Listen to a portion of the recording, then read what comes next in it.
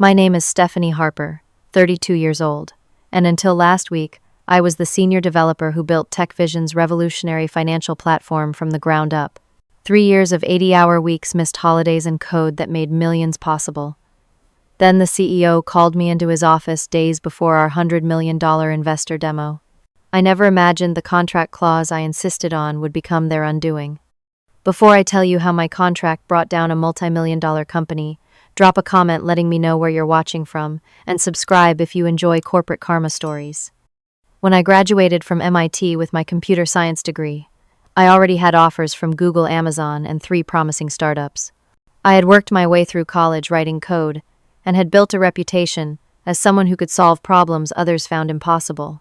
My first 2 jobs at startups had been successful, with one getting acquired and the other going public. That track record was why Andrew Bennett, the founder and CEO of TechVision, personally recruited me. "We need someone who can build something revolutionary," Andrew told me, over coffee at a trendy San Francisco cafe. His pitch was compelling autonomy to build systems my way, substantial equity in what he promised would be a billion-dollar company, and the chance to disrupt the financial industry. "We are creating the future of financial analysis with artificial intelligence. We call it FinSight." I was sold on the vision, but more importantly, I was sold on the freedom. Andrew promised I could assemble my own engineering team and have final say on all technical decisions. "We are family here at TechVision," he assured me with that charismatic smile that had helped him raise $20 million in seed funding. "I trust your expertise completely." When I started at TechVision, we were just 15 people working in a converted warehouse space.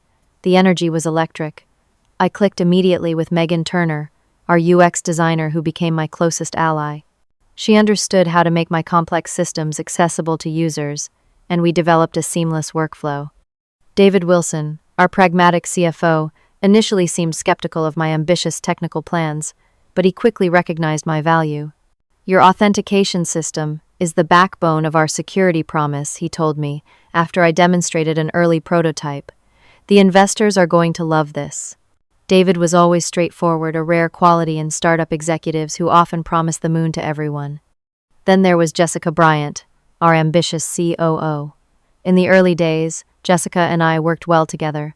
She was organized and efficient, translating my technical capabilities into business opportunities. But as the company grew, I noticed her attitude shifting. What started as collaborative planning sessions became territorial disputes over resources and priorities. In 3 years, TechVision exploded from 15 employees to 150. Our Series A funding round brought in $40 million. The small warehouse became a gleaming 4-floor office in downtown with views of the bay, and at the center of it all was the platform I had architected and built. The proprietary authentication system was my proudest creation. Unlike standard security protocols, it used a combination of behavioral analysis, contextual awareness, and adaptive verification to create an almost impenetrable shield around sensitive financial data. This system wasn't just a feature. It was the fundamental differentiator that made our platform viable for handling high-level financial transactions. I had built the core algorithm architecture that allowed FinSight to analyze market trends, predict investment outcomes, and provide customized financial recommendations with uncanny accuracy. This was the magic that potential investors were excited about, the technology that financial publications were already calling revolutionary. For months before the big investor demo, I worked 80-hour weeks refining the system. My apartment became a place I visited occasionally to shower and change clothes. I missed my niece's birthday, canceled trips home for holidays, and let my personal life evaporate into lines of code and system architecture diagrams. The upcoming $100 million investor demo was the culmination of everything we had built. Representatives from major venture capital firms would be there, including Eleanor Thompson from Horizon Ventures, who alone controlled $40 million of the potential investment. Goldman Sachs was sending a team representing several interested parties. There were even investors flying in from Asia, specifically to see our platform in action. I obsessively prepared testing scenarios, created backup plans for every conceivable technical glitch, and personally verified every component of the system. This wasn't just a demonstration. It was the moment that would define TechVision's future, and I was determined to make it flawless. But then came the warning signs I should have taken more seriously. First, I noticed I was being excluded from executive planning meetings about the investor presentation. When I asked Andrew about it, he waved it off. Just streamlining communications, Stephanie. Too many cooks, you know how it is. Then there was Jessica's increasingly cold behavior. The casual lunches and after-work drinks stopped. When we passed in hallways, her smile seemed forced. In meetings, she would speak about technical capabilities without consulting me first, making promises I wasn't sure we could deliver. The most obvious red flag was the arrival of Patrick Reynolds. Andrew introduced him as an old friend from college who was joining as a technical advisor. Patrick had a resume that looked impressive at first glance, Stanford education and positions at well-known companies. But when I dug deeper, I discovered he had never actually built anything significant. He was what we in the industry call a PowerPoint engineer, someone who could talk about technology but not create it. Patrick began shadowing me, asking detailed questions about the authentication system and core algorithms. At the time, I thought he was trying to learn. Now I realize he was documenting everything, preparing for a transition I didn't know was coming. The final warning was the whispers that stopped when I entered rooms. Conversations between Andrew, Jessica, and Patrick that ended abruptly when I appeared. Meetings scheduled then, canceled without explanation. Team members giving me sympathetic looks I couldn't decipher. I ignored all these signs because I was focused on making our platform perfect for the demo. I trusted Andrew. I believed in the family he had promised we were building. That trust would prove to be my biggest mistake, and ultimately their downfall. The Monday morning before the investor demos started like any other. I arrived at 6:30, 2 hours before most of the team to run final system checks. At 7:15, I received a calendar invitation from Andrew's assistant for a 9 o'clock meeting in his office. The subject line simply read, "Strategic Discussion." I thought nothing of it. We were having lots of strategy meetings leading up to Thursday's demo. I spent the next hour fixing a minor bug in the reporting module before heading to Andrew's corner office with my laptop ready to discuss last-minute technical adjustments. When I walked in, I immediately knew something was wrong. Andrew sat behind his massive desk looking unusually formal. Jessica stood by the window, arms crossed with what I can only describe as a smug expression.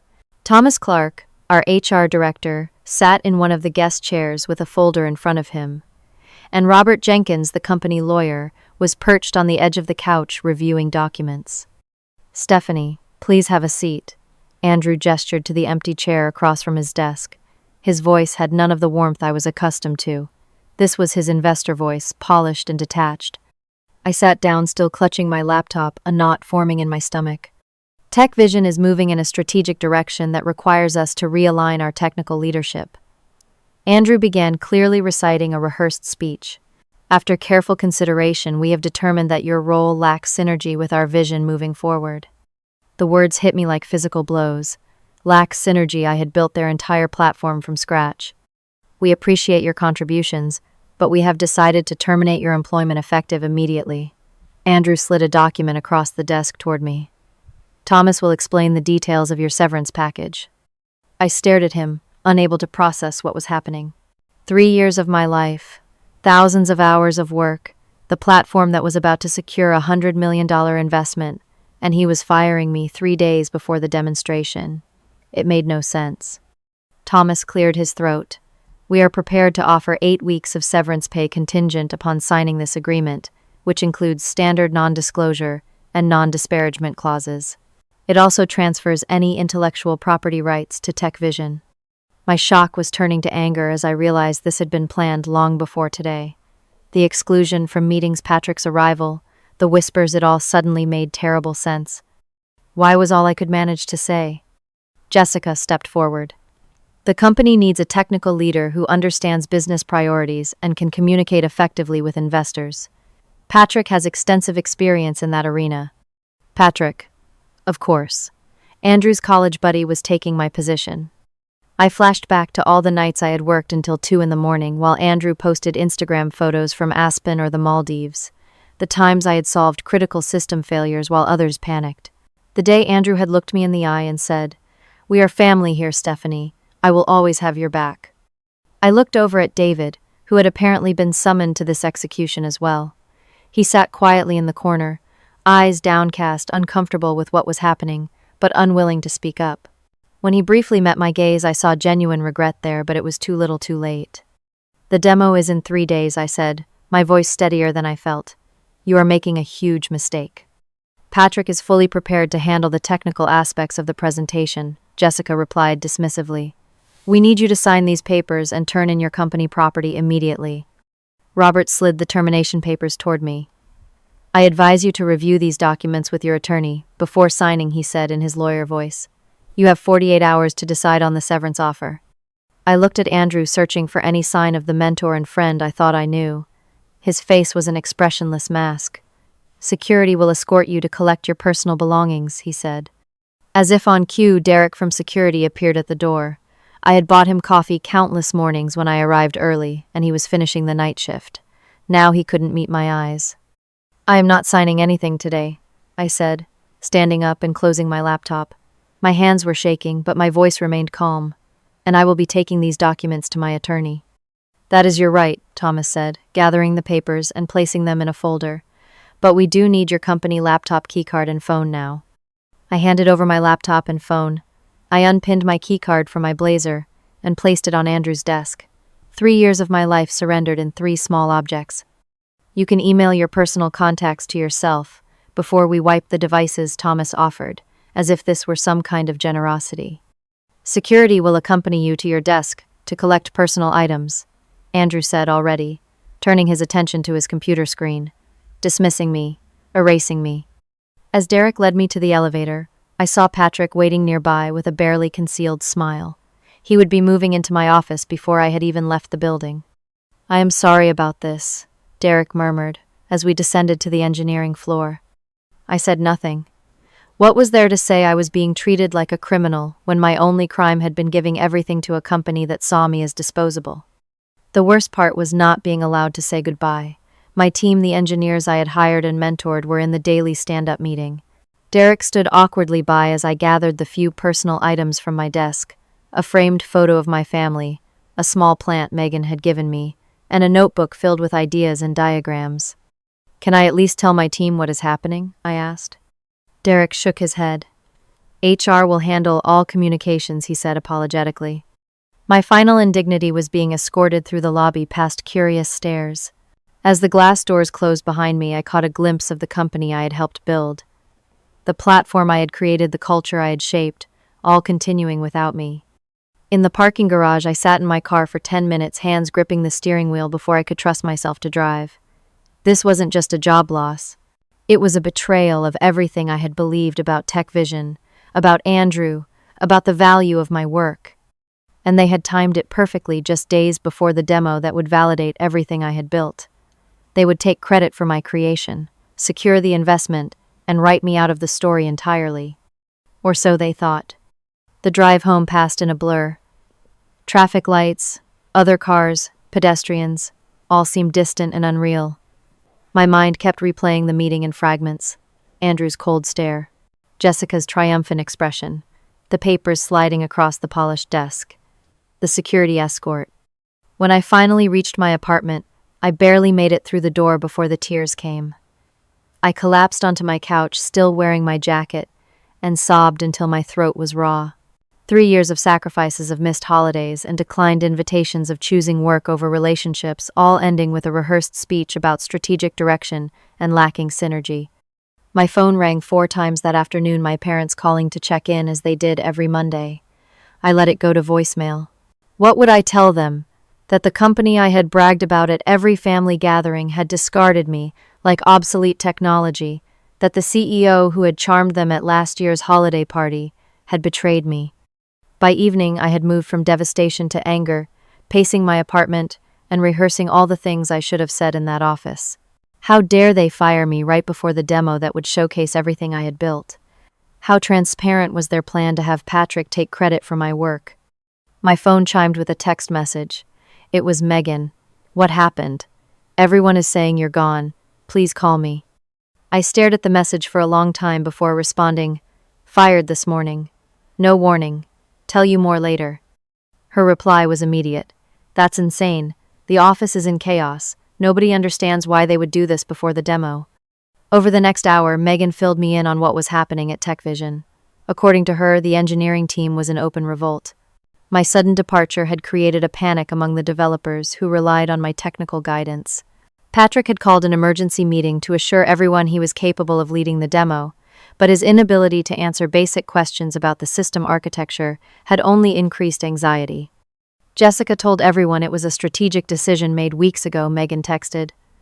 But Emily from HR let slip that your termination paperwork was only drafted yesterday.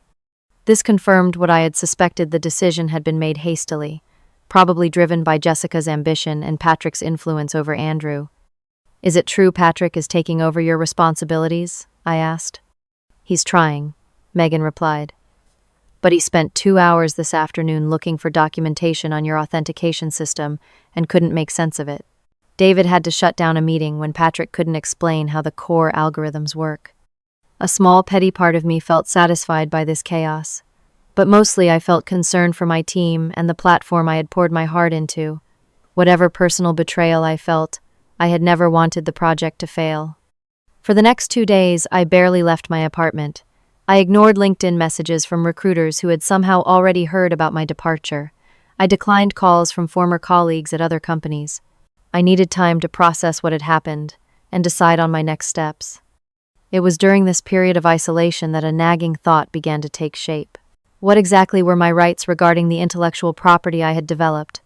I remembered negotiating specific terms about my authentication system when I joined TechVision. Andrew had been so eager to bring me on board that he had agreed to unusual conditions. At midnight on Wednesday, unable to sleep and fueled by curiosity, I dug through my filing cabinet and found my original employment contract. I spread the documents across my kitchen table and began reading carefully, something I should have done in that meeting instead of surrendering to shock. There it was, in section 12.3, the clause I had insisted upon. The proprietary authentication system developed by employee remains the intellectual property of employee. Company is granted a license to use said system exclusively while employee remains employed by company. Any use of the authentication system following termination of employment requires separate written consent from employee. I read the paragraph 3 times, making sure I understood the implications.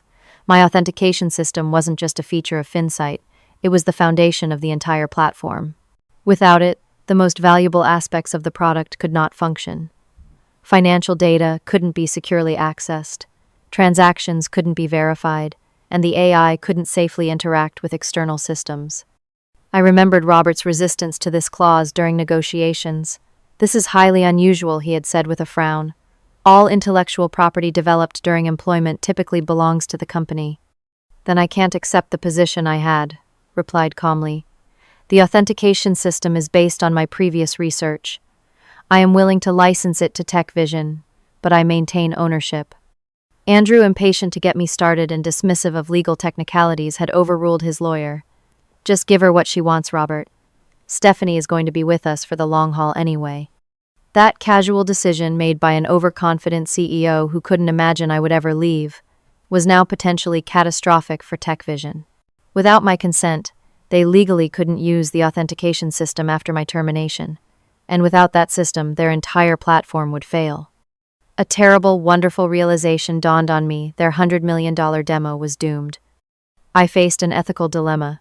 Should I contact Andrew immediately and warn him about the contract clause he had forgotten, or should I let events unfold naturally, allowing them to discover their mistake during the most important presentation in company history? I thought about how they had treated me, the coldness of my termination, the security escort through the building I had helped fill with brilliant engineers, Patrick moving into my office before I had even left the premises. My decision was made. I would let them learn their lesson the hard way. The next morning, I contacted Michael Stevens, an attorney specializing in intellectual property and employment law. After reviewing my contract, he confirmed my position. This clause is unusually favorable to you, Michael said, leaning back in his chair. Most companies would never agree to these terms, but it's clearly stated here. They cannot legally use your authentication system without your explicit consent after termination. And if they do, I asked. That would constitute intellectual property theft, he replied. You would have grounds for significant legal action against TechVision. I nodded, processing this information. I do not want to proactively create problems for them, I said carefully. but I also do not intend to grant permission for them to use my system. Michael understood my position perfectly. You have no obligation to warn them about a contract they signed. If they proceed with using your intellectual property without authorization, that's their mistake. As I left his office, I felt a strange mix of emotions. Part of me felt guilty about not preventing what would likely be a very public failure. But a stronger part remembered Andrew's betrayal, Jessica's smugness, and the callous way they had discarded me after 3 years of dedication. Tomorrow was the investor demo, and I would be watching from afar as my contract destroyed their platform. The morning of the investor demo arrived with a strange sense of unreality.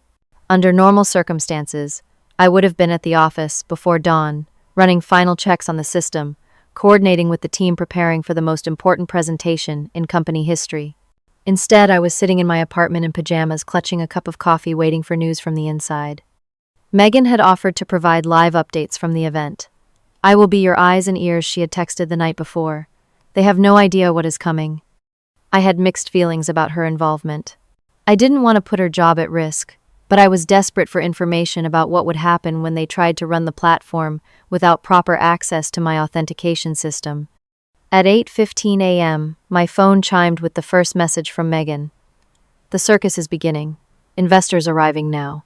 Andrew greeting everyone like he is running for office. Jessica hovering like a nervous parent. Patrick looks like he might throw up. I could picture the scene perfectly. Our downtown headquarters had a spectacular demonstration space on the top floor, with floor-to-ceiling windows offering panoramic views of the city. For major presentations, the technical team would set up multiple large screens to showcase different aspects of the platform simultaneously.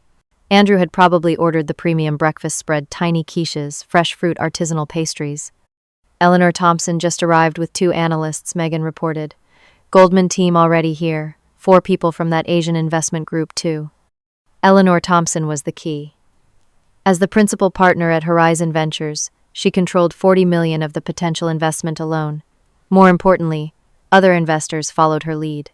If she was impressed, others would compete to get in on the deal. If she had doubts, the entire round could collapse. Starting in 15 minutes, Megan texted. Andrew doing his best Steve Jobs impression, black turtleneck and everything. I smiled despite myself. Andrew's admiration for Jobs was well known within the company. For major presentations, he adopted the same minimalist aesthetic and practiced his reality distortion field for weeks. At 9 o'clock sharp, the presentation began. Megan's updates came in quick succession. Andrew opening with big market numbers, trillion-dollar opportunity, mentioned twice already. Jessica talking about revolutionary approach to financial analysis and proprietary security protocols, keeps glancing at Patrick for reassurance. Someone asked about the technical team leadership. Andrew glossed over your departure, called Patrick a visionary developer. I nearly laughed out loud. Patrick trying to explain the architecture, using lots of buzzwords. Eleanor Thompson looking skeptical. Basic features demo working so far, showing market analysis dashboard. I knew the system well enough to understand what was happening. The initial features would function normally because they didn't require the deep security protocols of my authentication system. It was only when they tried to access financial transaction data or external banking systems that the problems would begin. Moving to transaction demo now, Megan reported. Patrick looking nervous. For 3 minutes, there were no updates. Then, holy shit, system trying to authenticate and complete failure. Error messages everywhere. My heart pounded as I waited for more details. Screens going black, Patrick frantically typing, Andrew trying to make jokes about technology gremlins. Not working. I could imagine the scene descending into chaos. The platform required my authentication protocols to access secure financial data. Without proper authorization, the entire system would trigger a security lockdown exactly as it was designed to do. No override, no backdoor, no quick fix. Eleanor Thompson asking if this is part of the security demonstration. Jessica looks like she might murder someone. That someone is Patrick. IT team running around, Patrick saying something about unexpected authentication issues and quick restart, but I can see his screen. Total system lockdown. Andrew calling for a brief intermission while they prepare the next module. Investors looking at their watches. Goldman guy on the phone in the corner doesn't look happy. I felt a complex mixture of emotions. Vindication, certainly, but also sadness for the team members who had worked so hard and were now witnessing a catastrophe. And if I was being honest, a small part of me felt bad for Andrew watching his dream collapse in real time. But then I remembered how easily he had discarded me, how quickly he had replaced me with Patrick, how coldly he had watched as security escorted me from the building. 1 hour later, Megan reported, "Still no solution. Patrick blaming sabotage, but can't explain how. Technical team saying system working exactly as designed, preventing unauthorized access. Andrew announced demonstration postponed until tomorrow. Eleanor Thompson said she has a flight tonight, not rescheduling. Goldman team already left. Stock dropping as rumors spread. Jessica locked herself in her office. The fallout was happening faster than I had anticipated. In the age of instant communication, news of a failed demonstration would spread through investor circles within minutes. TechVision's valuation, already inflated in anticipation of this funding round, would start to collapse. David asking questions about the authentication system. Someone mentioned your name. Patrick looked like he was going to be sick. By early afternoon, the full scale of the disaster was becoming clear. TechVision's stock had dropped 12%. Tech blogs were publishing speculation about the failed demo. Investors who had been eager to participate in the funding round were suddenly silent. Emergency board meeting called for 5 p.m. Megan texted. Andrew pacing in his office. Robert pulling out contract files. It wouldn't take them long to find the clause. Robert would remember the unusual intellectual property arrangement once he started looking, and then they would understand exactly what had happened. At 6:30 p.m., my phone rang with an unknown number. I let it go to voicemail. 2 minutes later, it rang again. Same number. I ignored it again. The third time it rang, I finally answered. Stephanie, it's David Wilson. The CFO's voice sounded strained. We need to talk about the authentication system. Hello, David, I said, keeping my voice neutral despite the adrenaline surging through me. How did the demonstration go today? There was a long pause before he responded. I think you know exactly how it went. I heard there might have been some technical difficulties, I said carefully. Technical difficulties, he repeated with a bitter laugh. That is one way to put it. The entire platform crashed in front of $40 million worth of investors. Eleanor Thompson walked out. The Goldman team is demanding their preliminary investment back. Our stock dropped 15% in 4 hours. I said nothing, waiting for him to continue. There appears to be an issue with the authentication system, David said, his words measured and precise. It seems the platform cannot access secure financial data without proper authorization from the system architect. That sounds like a significant design problem, I replied, matching his careful tone. Another pause. Robert Jenkins has been reviewing your employment contract, specifically Section 12.3, regarding intellectual property rights to the authentication system. And there it was. They had found the clause. I remember that section, I said. We negotiated it quite thoroughly when I joined TechVision. Yes, well, David cleared his throat. It appears there is a situation that requires discussion. The board has called an emergency meeting. Andrew would like to speak with you.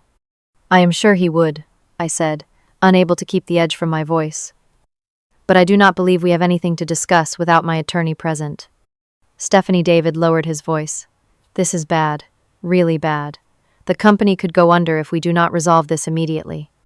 I was terminated without cause 3 days before a $100 million demonstration of technology I created, I replied.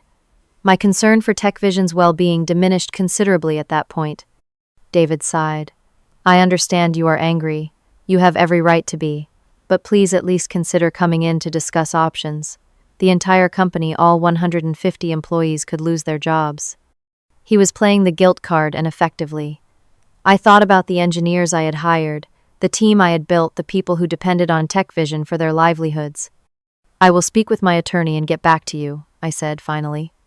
Thank you, David sounded genuinely relieved. And Stephanie, for what it is worth, I fought against your termination. It was a terrible decision. After hanging up, I immediately called Michael Stevens. He agreed to meet me within the hour to discuss strategy. As I drove to his office, I thought back to the contract negotiation that had led to this moment. It had been my third meeting with TechVision, after 2 impressive interviews with Andrew and the technical team. Robert had presented me with their standard employment agreement, which included the typical clause assigning all intellectual property created during employment to the company. "I cannot sign this as written," I had told him, pointing to the IP section. "The authentication system I am developing is based on my previous research. I will license it to TechVision while I am employed here, but I retain ownership." Robert had frowned, pushing his glasses up his nose. "That is highly unusual. All intellectual property developed during your employment should belong to the company. That is standard industry practice." "My authentication system is not standard," I had replied, "and neither am I." There had been back-and-forth negotiations with Robert, trying various compromise language. Finally, Andrew, impatient with legal details and eager to get me started, had intervened. "Just give her what she wants, Robert," he had said dismissively. "Stephanie is going to be with us for the long haul anyway. This is a technicality that will never matter." Robert had reluctantly drafted Section 12.3, granting TechVision a license to use my authentication system only while I remained employed. Any use after my employment ended would require separate written consent. Neither of us could have imagined then how critical that clause would become. At Michael's office, we discussed the situation and my options. "They are in an extremely weak position," he advised. "Without your authentication system, their platform is essentially worthless. The failed demonstration has already damaged their valuation and investor confidence." "What do you think they will offer?" I asked. "Everything," he said simply. "Your job back at minimum, probably with a promotion and increased equity, but you could potentially ask for much more." "Like what?" "Chief Technology Officer position. Board seat. Substantial equity increase. Back pay for the days since termination. Public acknowledgement of your contribution." He leaned forward. "Stephanie, you literally hold the keys to their kingdom. The question is not what they will offer, but what you want." I thought about it carefully. Did I even want to return to TechVision after such a betrayal? Could I work with Andrew and Jessica again? And what about Patrick? "I need to sleep on this," I told Michael. "Can you call David tomorrow and arrange a meeting for the following day? I want them to sweat a little longer." Michael smiled. "That is an excellent negotiation strategy."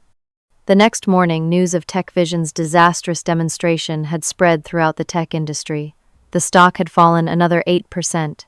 Business publications were running speculation about the company's future. Michael called to inform me that David had readily agreed to a meeting the following day at 10 a.m. That evening, Megan called with an update from inside. "The emergency board meeting was intense," she reported. "I could hear shouting from behind closed doors. When they finally emerged, Andrew looked like he had aged 10 years. "What about Jessica and Patrick?" I asked. "Jessica is on the warpath, blaming everyone but herself. Patrick is keeping a very low profile. Word is he tried to modify the authentication system to bypass your protocols and made things worse." "And Robert, the lawyer." "That is the best part," Megan said with a laugh. "Apparently, when he found that clause in your contract, his face went completely white. He just pointed at it wordlessly while Andrew read it. According to my source in legal, when Andrew finished reading, his jaw literally hung open. Then Jessica started screaming about how nobody had informed her of this critical detail before firing you. I could picture the scene vividly. Robert would have recognized the significance immediately. Andrew would have realized the magnitude of his mistake, and Jessica would be desperately looking for someone else to blame. "The board is furious," Megan continued. "They were blindsided by your termination before such a critical demonstration." Eleanor Thompson called the board chair directly to express her concerns about reckless management decisions. The next morning, I dressed carefully for the meeting. Professional but confident, a tailored navy suit, minimal jewelry, hair pulled back neatly. I met Michael at his office, and we drove to TechVision together. Walking back into the building felt surreal. The security guard at the front desk did a double take when he saw me quickly calling upstairs. The receptionist, clearly forewarned about my arrival, managed a strained smile. "Miss Harper, Mr. Stevens, they are expecting you in the main conference room." As we rode the elevator to the 4th floor, Michael gave me a reassuring nod. "Remember, you have all the leverage here. Do not accept their first offer, no matter how good it sounds." The conference room door opened to reveal a grim scene. Andrew sat at the head of the table, dark circles under his eyes. Jessica occupied a chair to his right, her posture rigid with tension. Robert was surrounded by stacks of legal documents. David offered me a small, tight smile from his position near the middle of the table. And sitting alone at the far end, looking thoroughly miserable, was Patrick. "Stephanie, thank you for coming." Andrew began attempting his usual charismatic tone but falling short. "We appear to have a situation that requires immediate resolution." "Yes," I replied calmly, taking a seat across from him. "We certainly do." The conference room felt charged with tension as Michael and I settled into our seats. Despite the floor-to-ceiling windows offering spectacular views of the city, the atmosphere was suffocating. Andrew attempted a smile that looked more like a grimace.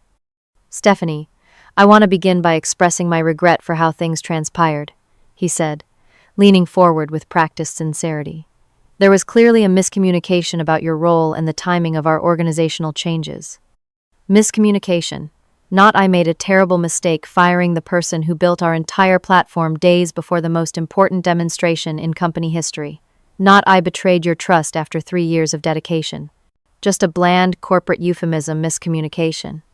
"I believe we are here to discuss the authentication system," I replied coolly, "not to revisit the termination that you and Jessica seemed quite certain about on Monday." Jessica shifted uncomfortably in her seat, but remained silent. Her usual confidence was noticeably absent. Robert cleared his throat. "Yes, well, regarding the authentication system. Section 12.3 of your employment agreement grants TechVision a license to use the proprietary system only during your employment with the company. Any post-employment use requires explicit written consent from you." "That is correct," Michael confirmed. "And as Miss Harper's employment was terminated on Monday, TechVision has been using her intellectual property without authorization for 3 days now." Robert nodded grimly. "Our position is that this was an oversight during a period of transition. We would like to discuss terms for continuing to use the authentication system." "And what terms are you offering?" I asked. Andrew jumped in eagerly. "We want you back, Stephanie. Your position is still open. Same equity, same salary, same responsibilities. We can pretend this week never happened." I couldn't help but laugh. "Pretend it never happened. You fired me without cause, had security escort me from the building, and tried to replace me with Patrick." I nodded toward the end of the table where Patrick seemed to be trying to disappear into his chair. "Then, you attempted to pass off my work as his during the investor demonstration. And now you want to pretend it never happened." Andrew had the decency to look embarrassed. "I admit we handled the situation poorly, but the offer is genuine. We value your contributions to TechVision. You valued them so much that you terminated me 3 days before a $100 million demonstration," I noted. "That suggests a different definition of value than I am familiar with." David spoke up for the first time. "Stephanie, what would it take to resolve this situation? The entire company is at risk. 150 jobs, 3 years of work. All of it could disappear if we do not reach an agreement." This was my moment. Michael and I had discussed our terms the previous evening, calculating exactly what would constitute fair compensation for the intellectual property and the damage to my career and reputation. "I have prepared a proposal," I said, nodding to Michael, who slid copies of a document across the table. "These are my terms for resolving the situation." Andrew grabbed the document eagerly, but his expression quickly changed as he read through the bullet points. Jessica leaned over to read alongside him, her face growing increasingly pale. "This is outrageous," she finally sputtered. 8% equity chief technology officer position board seat. You cannot be serious."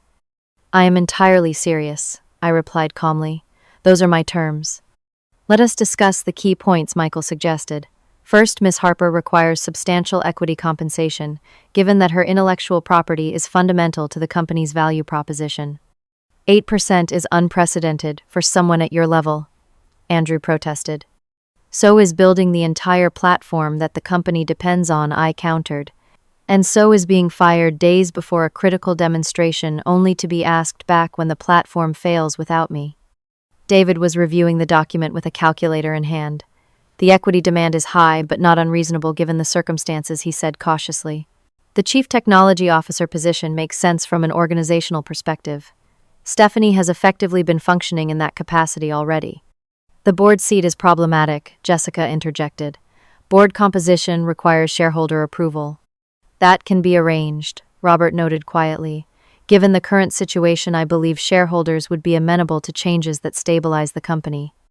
We proceeded through each item on my list, full credit for the authentication system in all company materials, public acknowledgement of my contribution back pay for the days since termination, and a significant compensation package that reflected my true value to the company.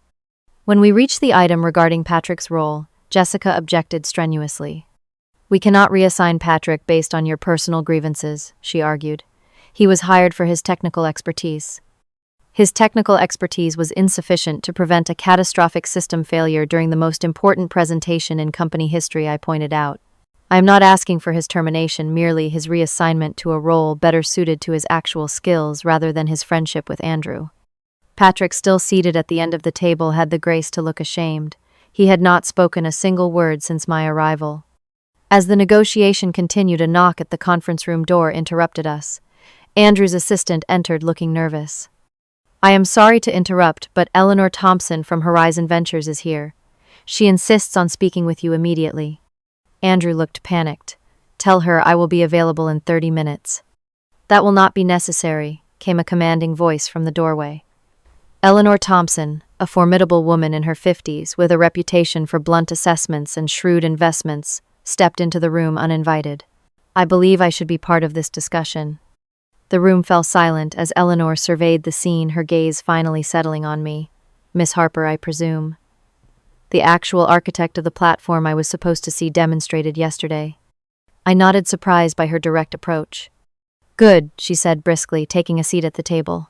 "Let me be clear, Andrew. Horizon Ventures is prepared to walk away from this investment entirely after yesterday's debacle. The only reason I am still here is that my technical advisors inform me the core technology is sound despite your management's best efforts to sabotage it." Andrew winced visibly at her words. "If Miss Harper returns to lead the technical team, we would reconsider our position," Eleanor continued, "but only with substantial changes to the executive structure." Her unexpected support completely shifted the dynamics of the negotiation. Andrew and Jessica exchanged alarmed glances, realizing that without Eleanor's backing, other investors would likely withdraw as well. "We are discussing terms for Stephanie's return," Andrew said carefully. "There are some details to work out regarding equity and position." "Fix it," Eleanor said firmly. "Whatever she is asking, it is likely less than you deserve to pay for this level of mismanagement." She turned to me. "Miss Harper, I would like to meet with you separately once this is resolved. Your authentication system is particularly interesting to us." For the next 6 hours, we hammered out the details of my return to TechVision. The negotiation was tense, with Jessica fighting against nearly every concession. But with Eleanor Thompson's implicit threat of withdrawing $40 million in investment, Andrew had little choice but to agree to my terms. By late afternoon, Robert had prepared a new employment agreement, incorporating all of my requirements: 8% equity stake, chief technology officer position with board seat, full credit for the authentication system, Patrick's reassignment to marketing, and a comprehensive compensation package that properly valued my contribution.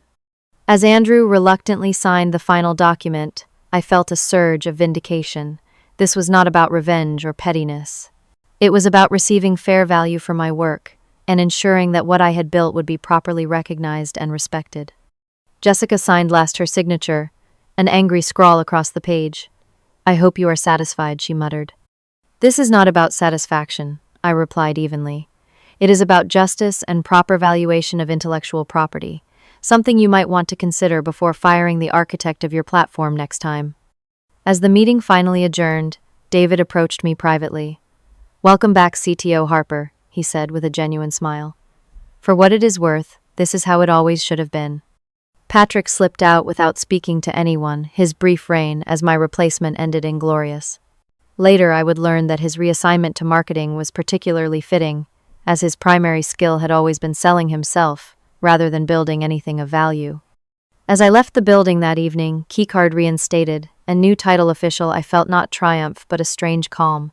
The platform I had created would continue, the team I had built would remain intact, and I would return the next day to reclaim my office and my rightful position as the technical leader of TechVision.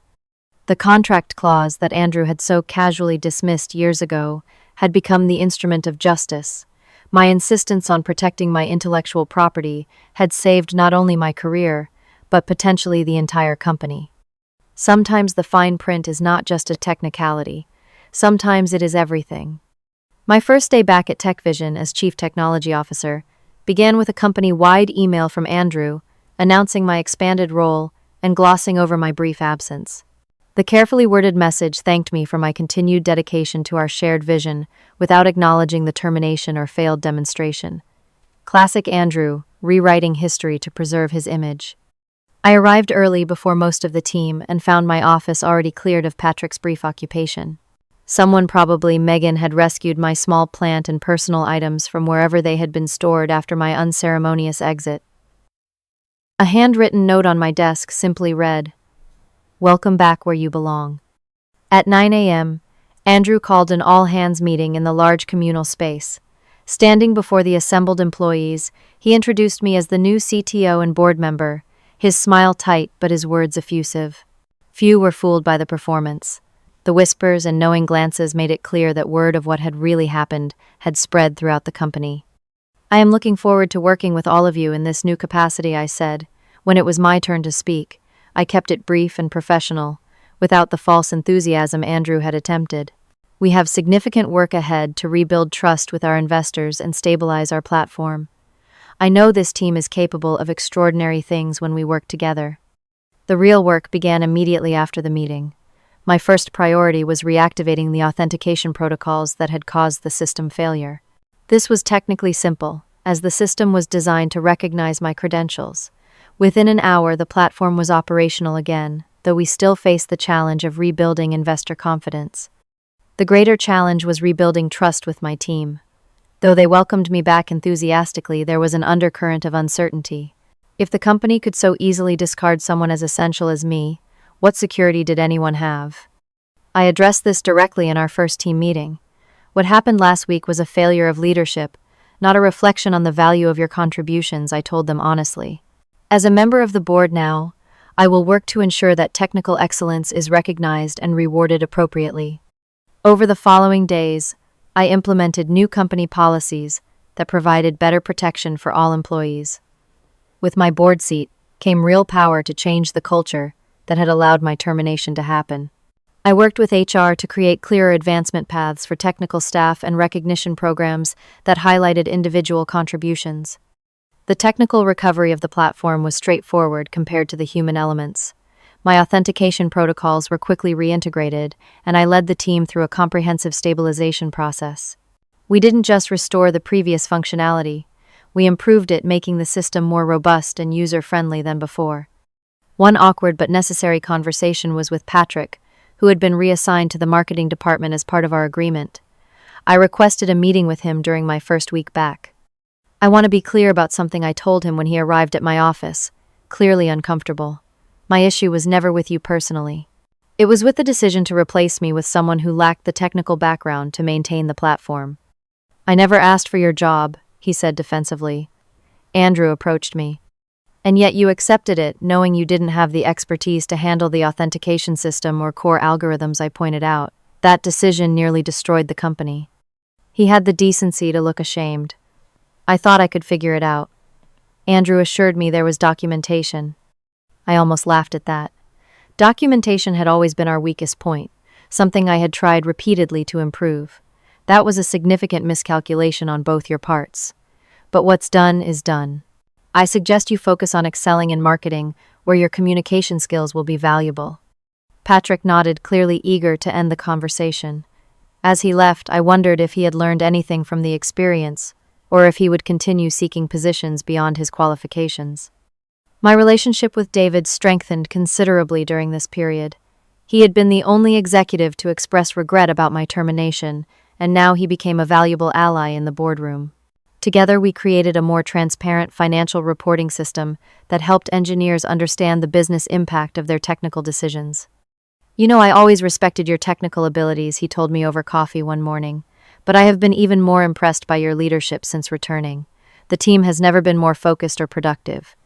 The most satisfying moment came 3 weeks after my return when we held the rescheduled investor demonstration. With the authentication system fully operational and several new features added, we presented to an even larger group of potential investors than the original event had attracted. News of the failed demonstration and subsequent recovery had created a curiosity factor that worked in our favor. Eleanor Thompson was front and center, watching with keen interest as I personally led the technical portion of the presentation.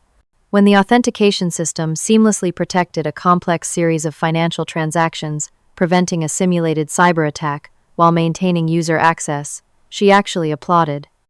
"This is what I came to see the first time," she said afterward, shaking my hand firmly. "Horizon Ventures is prepared to increase our investment offer to $50 million, provided you remain in the CTO position for at least 3 years. Andrew, who had been hovering nearby, couldn't contain his delight at the increased offer. His enthusiasm almost made me forget how quickly he had discarded me weeks earlier.